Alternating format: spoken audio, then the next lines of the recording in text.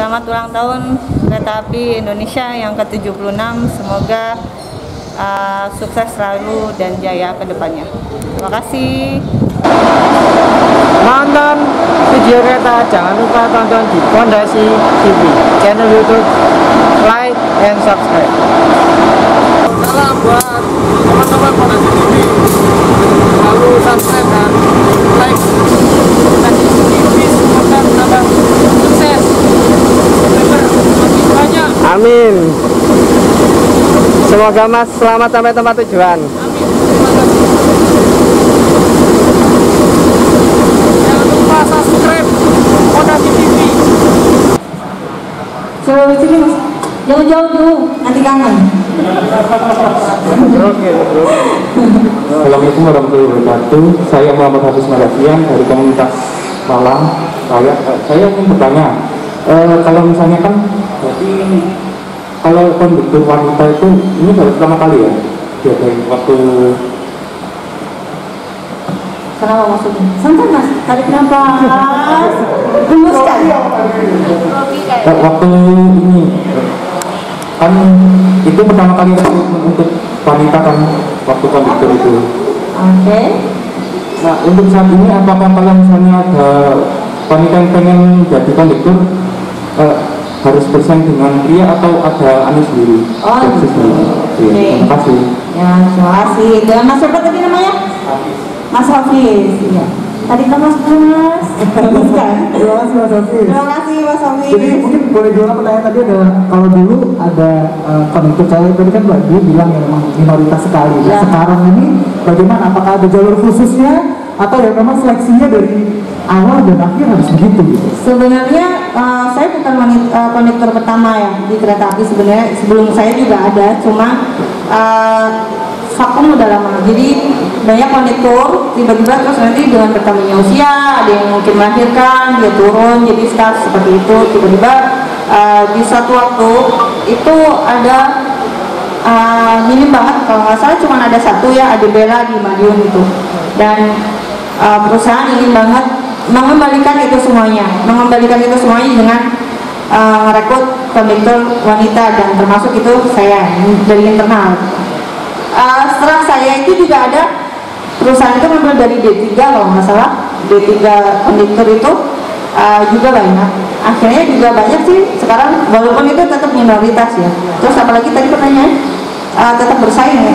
Iya tetap. Jadi kebetulan rekrutmen kemarin itu ada posisi konduktor, tapi perusahaan memintanya cowok. Jadi nggak ada yang posisi cewek. Jadi mungkin suatu saat kali ya, rekrutmen itu kan persyaratannya berubah-ubah tiap tahunnya. Mungkin suatu saat, entah itu tahun depan atau kapan, mungkin kalau persyaratannya ada untuk konduktor perempuan, mungkin kalian teman-teman bisa coba. Baik, luar biasa. Sudah jelas Mas Hafiz ya? Mungkin ada temannya Mas Hafiz yang mau apply untuk jadi konduktor, Oh mungkin iya, penasaran kan? sebenarnya kali ya, Gimana tetap prosesnya? bersaing dengan cowok itu pasti. Karena saya juga waktu itu juga bersaing sama cowok. Oke. Tepuk tangan dulu buat tadi ya, ini keren banget. Inspiratif ya. Oke, ada teman-teman mau nanya lagi? Maaf, dengan Mas siapa? Denny. Mas Denny, pertanyaannya tanggung jawab selain ngecek ya? Iya.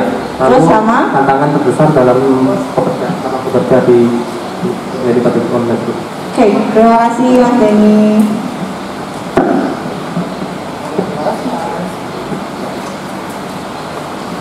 Tanggung jawab jadi konduktor itu banyak banget, selain jadi pengecekan tiket itu, karena kita jadi koordinator kru di atas KA. Jadi kita tanggung jawabnya semuanya. Kalau ada kru kayak restorasi, ada yang ada masalah, itu semuanya tanggung jawabnya konduktor. OTC, Polsus dan lain-lain, memang itu tanggung jawabnya konduktor. Contoh komplain penumpang, apapun komplain penumpang semuanya pasti larinya ke konduktor, karena kami di atas KA adalah koordinator. Jadi bukan hanya cek tiket aja sih, jadi apapun kebutuhan pelanggan itu pasti kita harus penuhi, mau nggak mau. Kalaupun seandainya ada komplain di, contoh nih, komplainnya di kebersihan OTC, ya tetap kami bertanggung jawab Mas. Jadi bagaimana caranya kita menyelesaikan masalah itu dan mengurangi komplain penumpang, itu aja.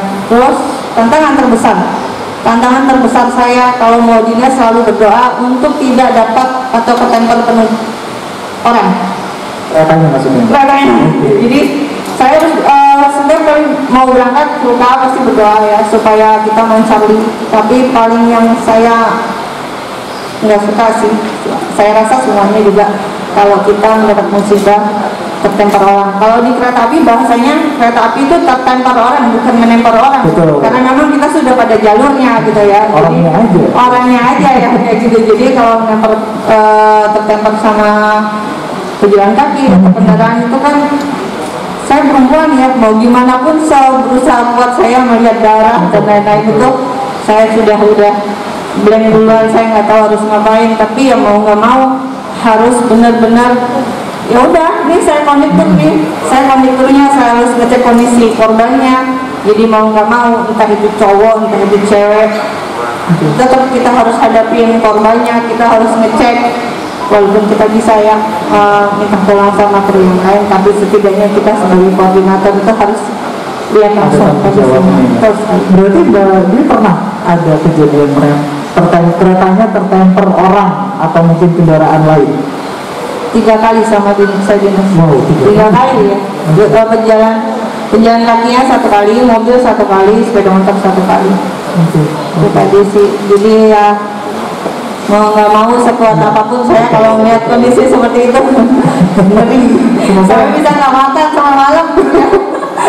Itu berarti harus turun langsung atau gimana Mbak? Iya, jadi harus turun langsung lihat. Walaupun ya sekarang itu aturannya korbannya nggak harus dibawa di kereta. Atau dulu itu memang korban itu harus dibawa di kereta untuk diturunkan di stasiun terdekat. Gitu. Kayak kita tertempor jalan kaki di batak jalan itu memang kita kalau sekarang ya kita laporin aja di stasiun terdekat, nanti pihak stasiun yang akan menangani langsung. Kalau dulu enggak, kalau dulu kan dibawa lebih ngeri ya. Kalau sekarang sudah enggak, udah lebih baik ya. Untuk demi kenyamanan penumpangnya juga sih. Kayak gitu. Iya. Oke. Seru banget. Ngeri sih yang terakhir, bukan seru ya. Ngeri ya. Jadi makanya kalau mau dinas memang harus berdoa supaya selamat sampai tujuan. Oke Mbak. Menarik cerita-ceritanya. Sudah cukup jelas ya. Silakan Mas Eko. Ada satu lagi pertanyaan, boleh? Pertanyaan, semisal ada penumpang yang melahirkan di atas kereta, untuk cara koordinasi kondektur, cara koordinator dengan stasiun terdekat itu gimana? Oke. Terima kasih, itu aja. Oke.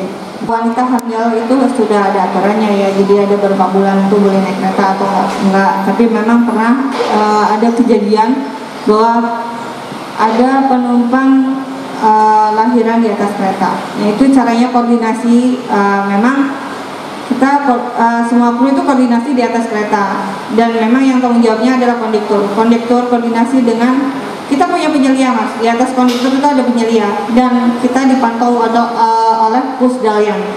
Jadi kita kondektur melaporkan ke penyelia dan Pusdalian untuk koordinasi stasiun berikutnya. Contoh nih ya, stasiun berikutnya adalah stasiun Tulangan nih, ada orang lahiran, itu kita koordinasi.